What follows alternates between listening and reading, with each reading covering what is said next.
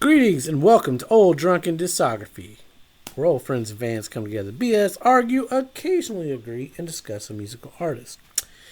If you've been following along, you've been watching us rank the Mr. Bungle albums. Today we are talking about the Raging Wrath of the Easter Bunny demo, with a little nod to the live album The Night They Came Home. So right now, this is where the rankings currently sit. We got one more album to talk about. I got my predictions, but we'll see what happens. All right, Joe, why don't you kick us off and talk about the Raging Wrath of the Easter Bunny demo? I mean, truthfully, this one for me didn't really do it for me. I mean, it's a good album. I used to go jogging to it when it came out. I bought the record. But I don't really listen to thrash metal. And truthfully, I got into Mr. Bungle because they were doing things that were different. And there are so many great thrash metal records out there. And it's not that I don't like this album. I have listened to it a fair amount. But it's just, I don't know. It's just not something that is... it's part of it's because I'm old, and I don't listen to heavy music that often anymore. But yeah, it's just not something I put on a Sunday when I'm doing the dishes and dancing around the house. Whereas it's not an album that blew my mind. And honestly, it's obviously a lot better than the demos, right? But I guess my favorite song off of it is probably Grizzly Adams because it's the chillest thing. And Grizzly Adams is the one thing I like better on the demos because I miss the tape hiss. So... Hashtag bring back tape hiss. I'm all for it. I mean, I've got a pedal that does it, sort of. That's cool. I've got a tape deck that does it. Yeah, a phaser can do it sometimes. Sort Change of. the rate real slow. No, I mentioned it to you guys before. I have a friend who has a Space Echo, and I use it anytime I need that. I'm like, man, I want some tape. I need some tape for this, and I record samples with my micro cassette recorder, but but yeah, I have listened to this album a fair amount, and I saw this tour twice. You went to both nights? What's up? You went to both nights or two different cities? No, well, they did. I saw them on their initial when they were only doing. Oh, you saw the pre-pandemic tour. Nice. Yeah, I saw that one, and then I guess about 6-7 months ago they came through and played again. It was cool because I actually I went to Mobile right after that, and one of Trevor's bands played Mobile while I was there. Yeah, oh wow, right. okay, that's cool. And so I went to that show and talked to Trevor afterwards, and I was like, yeah, dude, I was at your show a month ago in LA. Got my picture taken with him, felt special for a minute. That's awesome. That is awesome. But yeah, I mean, I think this record's fine, but as far as thrash metal goes, I used to be really into thrash metal 30 years ago. 30 years ago, me would have gone nuts over this record, but it's just not. It's not something I jam too regularly. No. I feel the same way. Like for me, like it was really like I remember when Mike Patton did the Dillinger EP, and I was like, "This is the coolest thing ever" because it's Mike Patton doing like metal and it's rad.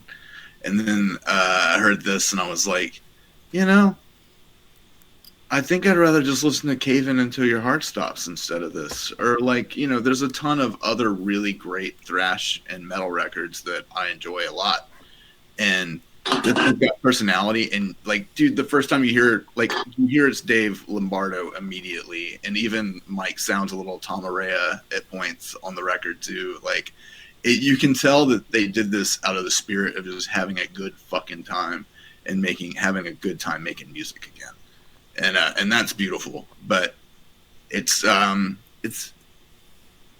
not.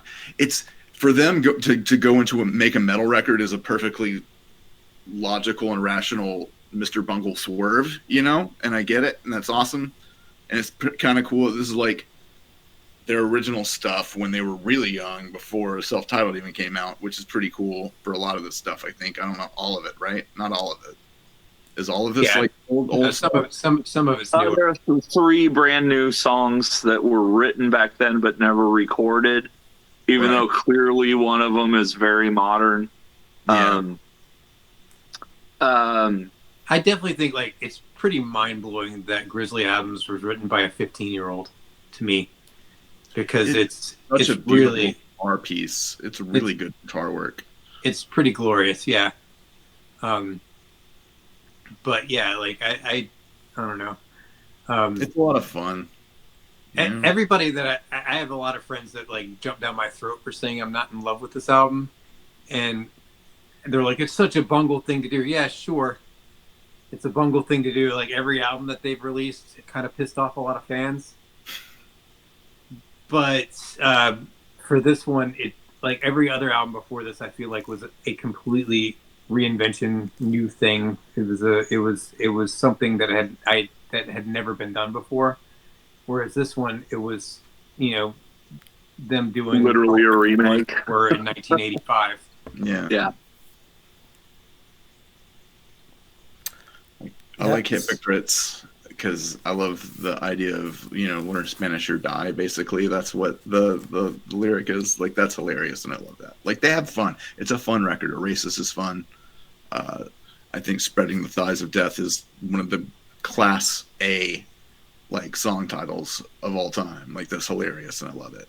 Like, it's a lot of fun, but it's not, like, it doesn't have, like, an artistic impact like the other 3 records have. Like, it just doesn't seem special in a way. So I went into this record not knowing it was going to turn into a fucking thrash metal record. I went into it with the expectations of Carnival / fucking Evil / whatever, all the other shit that came before it. I had no idea what was going to... And Grizzly Adams, to me, set me up for failure. It was a long, pretty intro. Finally, at the end of the song, does something that would be a skippable opening track. No idea what was coming next. Anarchy Up Your Anus, this one rocks. Top song contender. Rhea Perlman from Cheers and ex-wife of Danny DeVito, who is a huge Mike Patton fan, big Phantom Oz supporter, was in the Peeping Tom Mojo video. Really? I saw Peeping Tom and Danny DeVito came out and announced them. That's all. I love her so The whole much. Sunny in Philadelphia thing with about an egg and Danny DeVito. Yeah. Oh, an egg comes out of a chicken. Oh, a chicken comes out of an egg. There's no place like home. Wow. I want to make a correction. Rhea Perlman and Danny DeVito are still married. They're separated. Okay. Well, I didn't know the exact current details of their I had to Google domestic situation, but that is Rhea Perlman is now officially, you know, on a Mr. Bungle album. Which is awesome. That's amazing. Holy crap. That might change my rankings. Your Mind, thrash metal. This one kicks ass too. No idea what he's saying, but fuck yeah to this one. That guitar solo. This is an interesting turn of events. Hypocrites. This is fucking punk rock. Holy shit. Then it goes into La Cucaracha. Second top song contender right here. Bungle Grind. Is this even the same band? What the fuck? How did they go from this to self-titled? The drumming in this one, holy shit. Mathematics, great opening beat. Song rips. Guitars are on fire, but it's almost 9 minutes long. Races, I can understand Mike again, so that's good. The music is great, but a little repetitive. Spreading the Thighs of Death, fast as fuck. Back to growling, screaming Patton. Lost for Words, same. Glutton for Punishment, same. Sudden Death. I like the build up before the song takes off, but it is a little long. I had no idea what the fuck I was going to get. I thought it was going to be like just some noisy bullshit demos that, like, not real carnival music, but like bullshit carnival music, no. That's not what you get here. No, you got pretty awesome thrash record is what you got. Yeah. I mean, dude, it's the best thrash record I've heard in a long time. Yeah, absolutely. It's just not Easily. what I listen to, really. And it's not what I got into Mr. Bungle for. That's a fair statement. I've heard in interviews them say that they wanted Mr. Bungle to be just whatever they wanted it to be, like to not have to conform to anything. So like, you know, if they feel like making a fucking 70s, you know, disco record, that's what they're gonna do. Like, and I'm all for the artistic expression. I'm just not gonna be jamming this album a whole lot. Okay, well, so I love this album. It's exactly what I wanted. Not from Mr. Bungle, just out of fucking metal in general.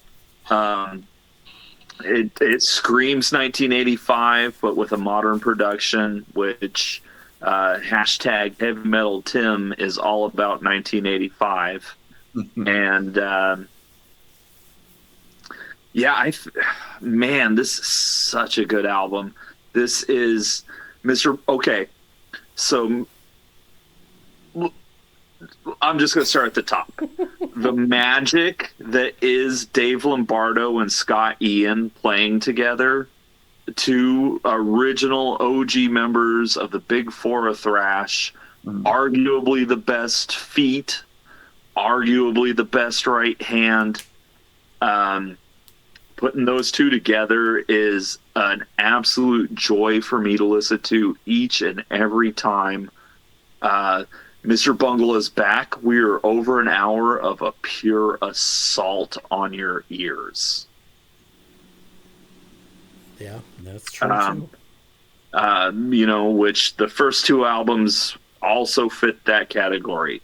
Speaking of the first two albums, you'll hear that a riff from Love is a Fist ends up being originally in a song called Mathematics, which I think is not only one of the greatest metal songs released in this century, but yeah, that's like a classic Mr. Bungle album. I hear it throughout the album. Like if you go back and listen to Disco Volante, but instead of it being Disco Volante, it's just one genre. You can pick whatever genre you want that's on Disco Volante and make the whole album that. It's going to sound a lot like this. There's all kinds of crazy tempo changes. There's all kinds of weird chords going on. The songwriting is...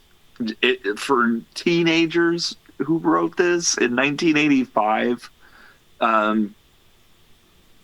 I don't know if it's the magic that is Dave Lombardo and Scott Ian, or if it's the magic that is the songwriters that have been in Mr. Bungle since they were kids. But it shines on this album. Like, yeah, it's a thrash metal album. And so if you are like just completely adverse to thrash metal, you might not have the patience for that. But as somebody who grew up on that classic thrash metal, this is far ahead of whatever was out at the time. Yeah, that's true. And then as a middle-aged, old-school thrash metal fan who doesn't really listen to metal anymore, I'm all over the place now, you know? But, like, that's not my go-to. This is exactly what I wanted to go to. Like, it was nostalgic in a way that was very vibrant and current. Is it the magic of Dave Lombardo and Scott Ian? Yeah. Or is it, do you also add in the fact that this was recorded at 606 on the Nevermind Neve? Like, this just has that magic that did all those Tom Petty albums and Fleetwood Mac and whatever the hell else that people think like just has that sound. I hear it here, just buried under just an assault on your ears of pure thrash metal. You can hear it too. These takes are very lively. Dave Lombardo is one of the best drummers in the world, and you could tell he like 2-3 takes at most. There's very few edits. Like, this is a live in the room. They're all in their 50s at this point, going back to songs they wrote as a teenager. And just because now they have, a lot more experience and, money or whatever, like, they can do it properly. Well, they did. And, you talk about an ODD effect. I think there's now a Mr. Bungle effect, because almost immediately after this album, their good friends, the Cavalera brothers, re-recorded the first Sepultura album. And much like this, I've heard the Raging Wrath of the Easter Bunny. I lived with that demo for a number of years on a CDR. That's what I was into. I'm listening to Bungle, and I love the old school demos as they are. And so to bring the worst sounding one into this modern production that also has the magic of Dave Lombardo and Scott Ian just going balls to the wall, like they're 22 at just like the peak of this burgeoning thrash scene that was very influential, full of energy, just very 80s, but very underground. Oh man, hearing the demos, we are missing Evil Satan, which was always my favorite song from the original demo, that they also redid that one on, I think it was on Ballad Chiley, maybe it was on God Damn It, I Love America, I can't remember now, but that's a great song. And this just takes great songs and shows you not only really how great they are, but it just sounds amazing. For being an assault on my ears, I think it has the same warmth as California. I agree. Yeah, the production of this is phenomenal. Yeah, oh man. The Bungle grind is when that riff kicks in and he just screams life is a fucking joke. Do the Bungle grind. If you go back to the original tape, the Bungle favorite song on the record other than Grizzly Adams. Like, that and Grizzly Adams are probably my favorite too. It's so good. Yeah. It's so good. And I love the Corrosion of Conformity cover. Shout out to Reed Mullen, rest in peace. As a big fan of Corrosion of Conformity and seeing, and they used to cover this song on the Disco Volante tour. This is just harkens back to the whole picture. This picks those 90 albums, what we thought was a complete discography, and completely changes it. When this came out, I went back and listened to Disco Volante, and it opened up a whole new door to that album. I went back and listened to the Clown album, the debut, and yeah, those riffs are super thrashy. There's a lot more, yeah. The ska jumps out at you, and the circus music jumps out at you, and the wacky lyrics jump out at you. That album's thrashy as shit, yeah. Like Stub a Dub. I mean, yeah. Is the arrangement wise could fit on here. I love the Raging Wrath of the Easter Bunny. Sudden Death has 93 guitar riffs.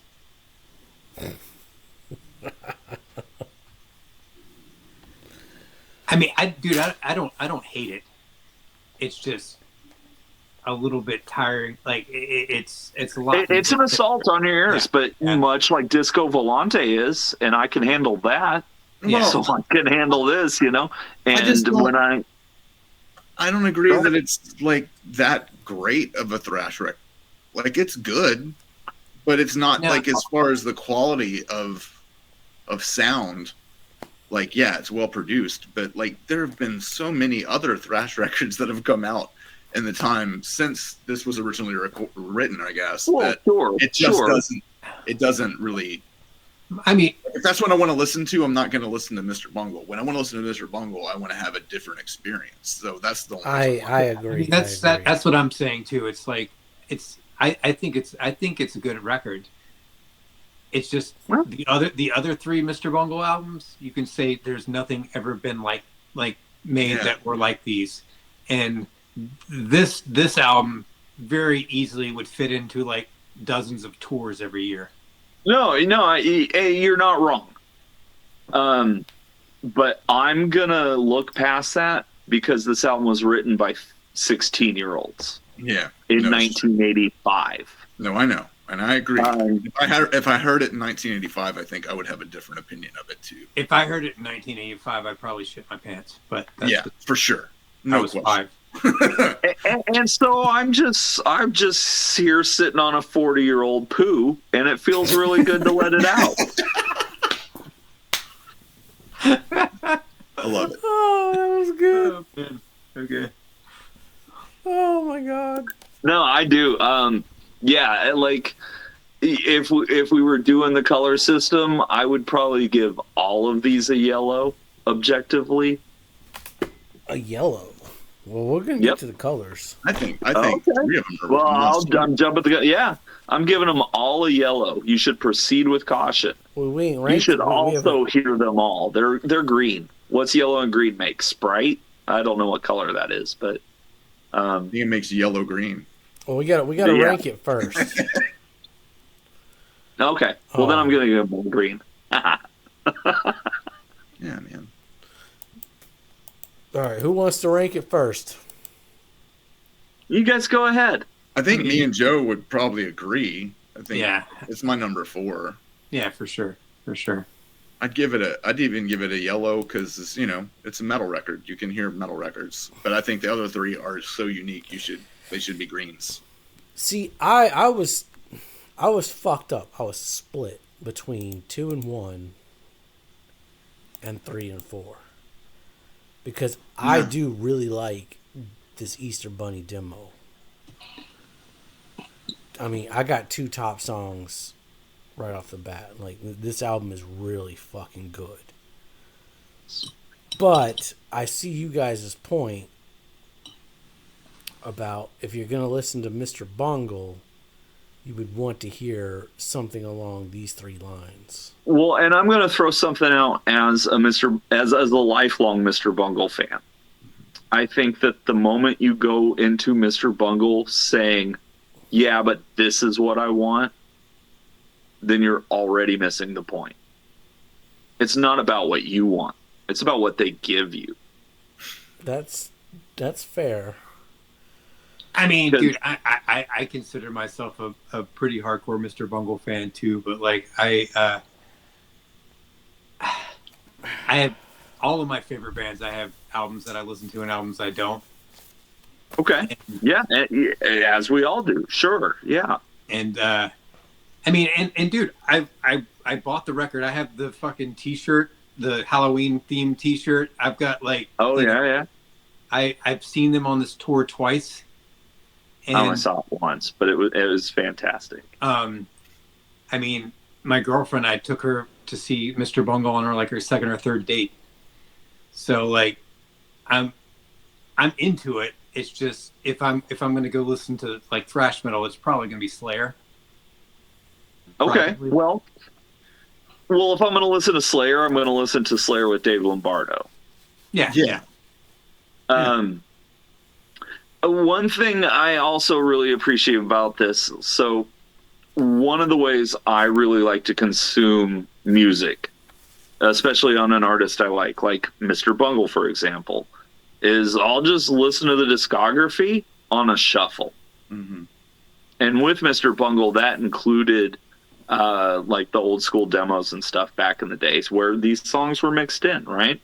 Mm-hmm. But now I can take this album and just put it with the 3 Warner Brothers albums and hit shuffle. Mm-hmm. And then you get Mr. Bungle.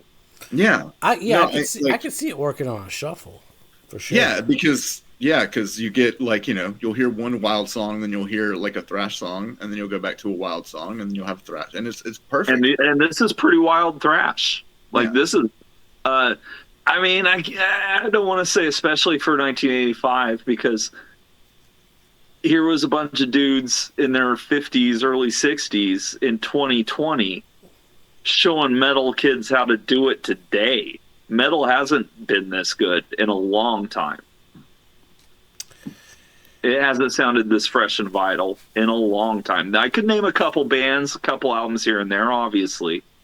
But as a whole, like Mr. Bungle came out and said, hey, you know what? Let's kick this up a gear. I mean, dude, what makes me happy about this album really is just hope for the future. And it's not that I think necessarily they're going to come up with a follow-up for California or whatever. They've made it perfectly clear that they want to do what they want to do. Mm-hmm. And what makes me happy is that they are in rooms together talking about what they want to do. Because you know what I'd like to see happen now? Now that this has become a reality and this universe we all live in is like still fully functioning, I'd like to see the Fantomas Melvin's Bungle big band. Oh, that'd be amazing. Right? Yeah. Because Dave Lombardo's now in Fantomas and Bungle. Trevor Dunn's now in Bungle and the Melvins and Fantomas. And, why not just take the Fantomas Melvins big band and throw Scotty in up there? Yeah, yeah. Well, my final and notes Bear were... and Danny. Yeah, I think those guys. Like, I want to see those guys get back in the mix for sure. And I think they will. I think that'll happen. Because now's the time to mention it. Danny and Bear are still technically in Mr. Bungle. They're also in a band together called Umlaut.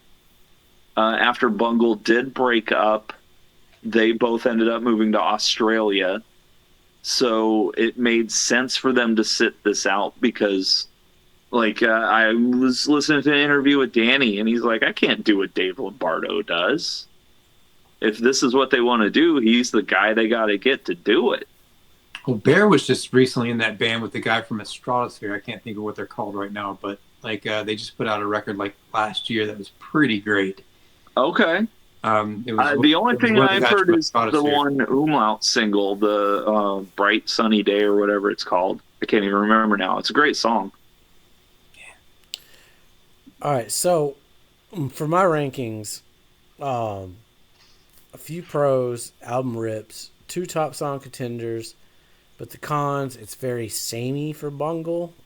I mean, because I listen to these in order and have no background history. I knew this was their first shit and it was a demo re-recorded, but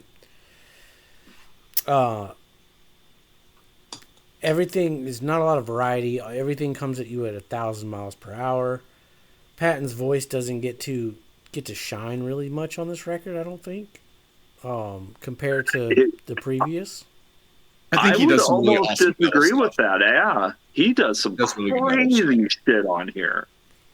Yeah, it's not as dynamic. The record's not as dynamic in general, but his vocals are as far as metal vocals go and aggressive vocals, they're pretty goddamn stellar and kind of varied too, I would say. Well, and did you listen to The Night They Came Home? Yeah. I skipped around to that. We'll get to that one. Yeah. Okay. This was a tough one to place. I like this album more than Disco. But I think Disco is the overall better Bungle album. This kind of goes back to what Joe and Colquitt were saying. When you come to Bungle, I would rather come to Disco than I would Bunny. I still recommend it, but it's going to be my number 4. Okay. Tim's going to be a combo breaker. He got to. Oh, I am definitely breaking the combo. It was never going to be my last. It's going to be his number 3. He's going to push fucking self-titled down. Well, self-titled is number 4. And California is number 1. And here's my dilemma. I had the same fucking dilemma. Yeah. I still need more time with the Raging Wrath. I've had a long time with Disco Volante at this point. And they both kind of have the same pros and cons for me. Yeah. I think today, just because of the way this board is shaping up, I'm putting the Bunny at number 2. I do. I think it's an amazing album. I think when it came out, much like California, I was kind of playing it nonstop. And so if anybody was around me, they just had to hear it.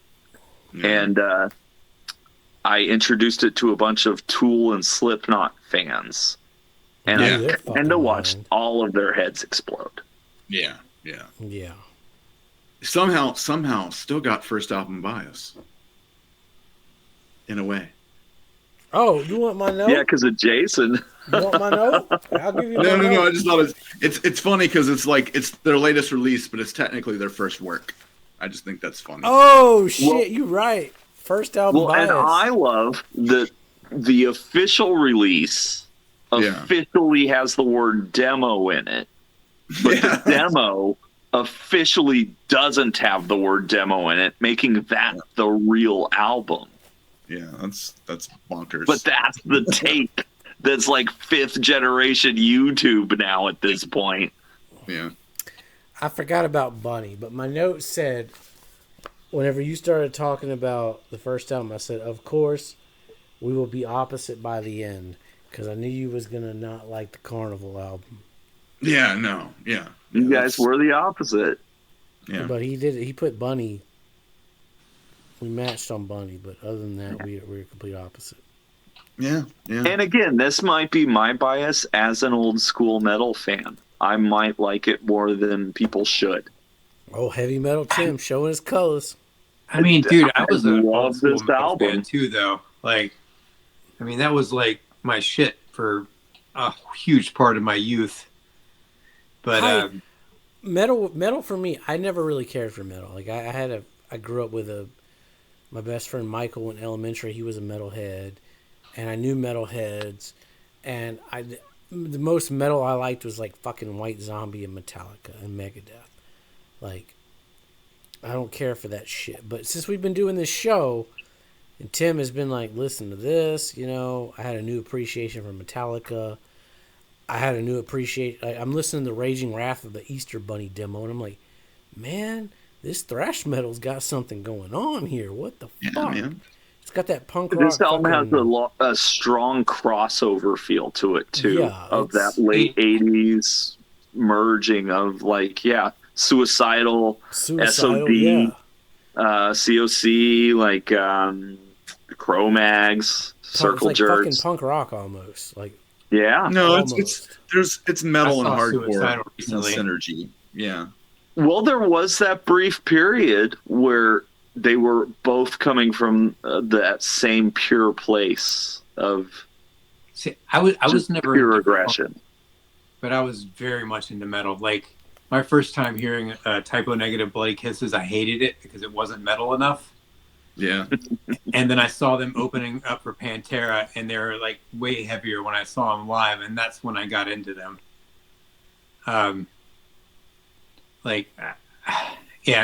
And honestly, I was never really into punk. I had a few bands that I liked, but here recently, I definitely have some punkish bands that I'm more into now. Oh, you used to make fun of punk. I definitely did. Yeah, for sure. Well, and here's Mr. Bungle putting out a thrash album, right? Yeah. But what's more metal than these are also dudes who have put out Italian operas and, wacky Arabian discos and, I don't know, whatever you want to call the Maldoror album. There's nothing more metal than not playing metal, right? Because every metalhead, that is really open-minded, really loves it when you start throwing in the flute or the trumpet solo or whatever. Well, that's why they had to create that whole other genre of like operatic metal, like Opeth and stuff like that. It's like the people who want to listen to that, they can listen to it. That's why I really like the first album, because I love that late 80s, early 90s sound where like you throw everything in and it just works, like the early Chili Peppers, even bands like Ugly Kid Joe, Mr. Bungle now, Green Jelly, like they have that feeling of like they're not chasing a trend. They're just throwing everything in there. The experimentation is there. And I think once Nirvana's Nevermind hit, and that's when the trend started again after the 80s metal Def Leppard bullshit. And that's when we started getting Stone Temple Pilots and Puddle of Mud and But there's like a brief period between like 89 and like mid 91 where shit was just insane. Great. A lot of great records. I mean, dude, and this is definitely a product of that time. Oh, 100%. I will equate this album with Andre 3000's album. I fully support it. And I'm glad that they did what they felt artistically they wanted to do. Mm-hmm. I'm just wondering what's next. And I kind of doubt it's going to stay like completely thrash. If it does, then I'll probably feel about the same. But like, I feel like I fully support this record. I just want to see where they go next, because I mean these guys are brilliant musicians, and like if they decide to do a slow jazz album, great. If they decide to do a 70s disco album, great. Like if they decide to do an 80s crossover album, great. I'm happy that these guys are doing creatively what they want to do, and I'm very curious to see where they go with it, Oh, sure.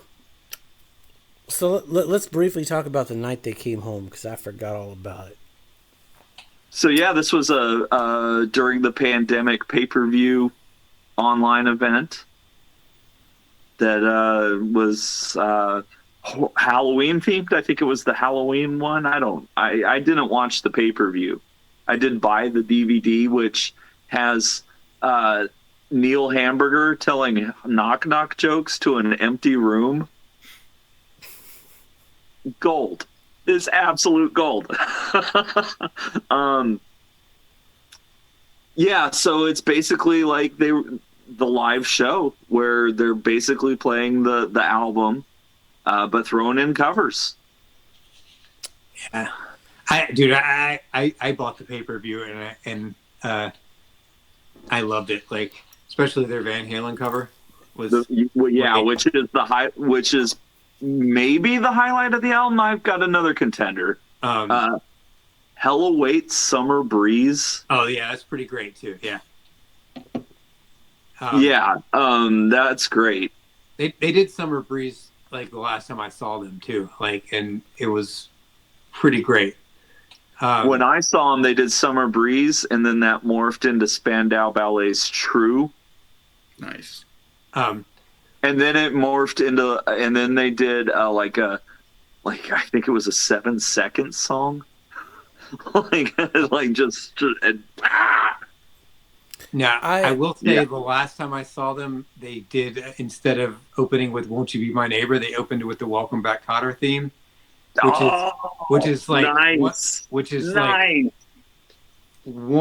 I love that. Like, as Putney Swope, I've been thinking about covering that for years now, and so when I saw Mr. Bungle do it, I turned into like a 1964 Beatlemania girl. I was howling, screaming, like waving my hands. It like completely like blew me away. So that was probably, and they played "My Ass Is on Fire." I saw that one. They played that at mine too. Those were the two highlights of that show for me, and they played a Sepultura song off of Territory. Territory. They played Territory off of Chaos ID. Which again, seeing the magic of Dave Lombardo and Scotty and being in the same room as that, and then they're just gonna jam on some Sepultura. Like I loved it. Yeah, 90s metal Tim was in heaven that night. Yeah, for sure. Yeah, but this album here, let's get back to the album, guys. I think it sounds great. It advertises being recorded at the Eureka Public Library. It was recorded at Studio 606. It's live, though, right? It is live, yeah. In front of one person at a time. Yeah. What? Which if you watch the video, it's either Danny DeVito, Josh Homme, Eric Andre, or someone else shows up. Buzz Osborne shows that's up. Not fucking live. Wait, this isn't like live?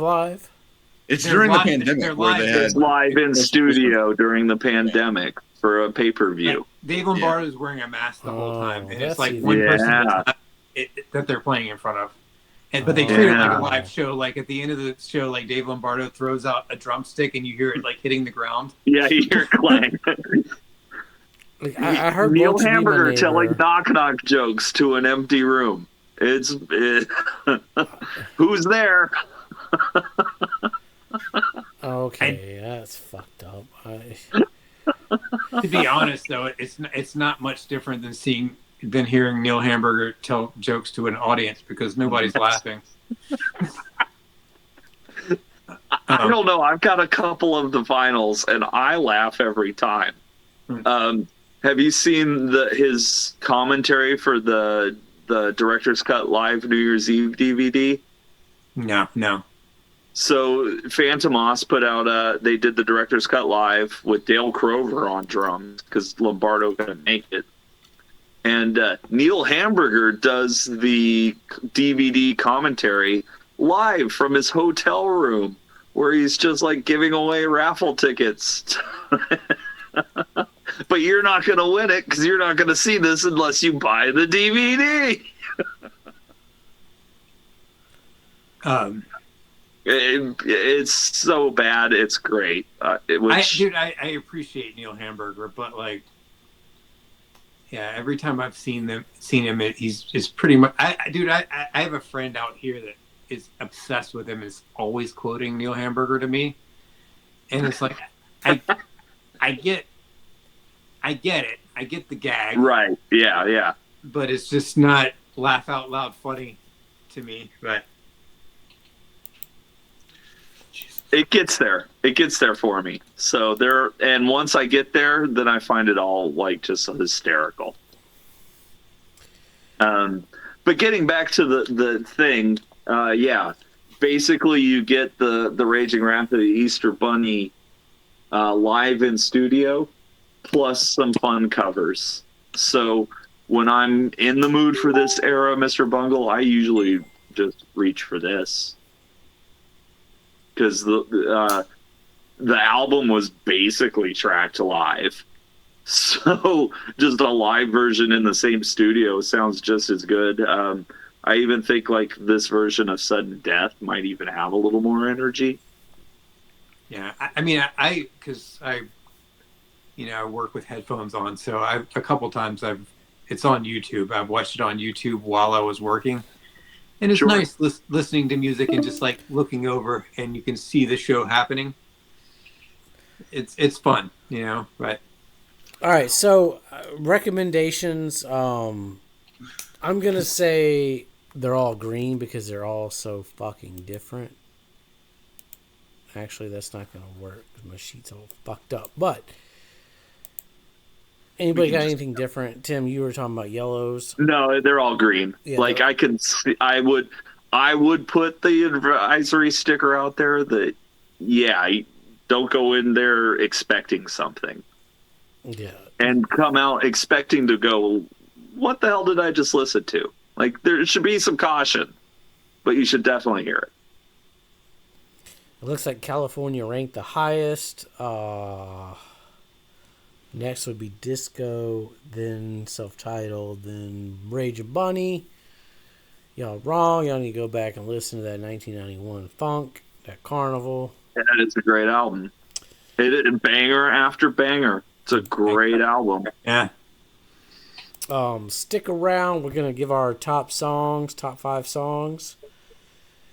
And let us know in the comments below if you like this new format. If it's easier, quicker, la-di-da-di-da, yada, yada, yada. Be safe and make good decisions. I met this lawyer. We went out to dinner. I had the lobster bisque. We went back to my place, yada, yada, yada. I never heard from him again. But you yada yada over the best part. No, I mentioned the bisque.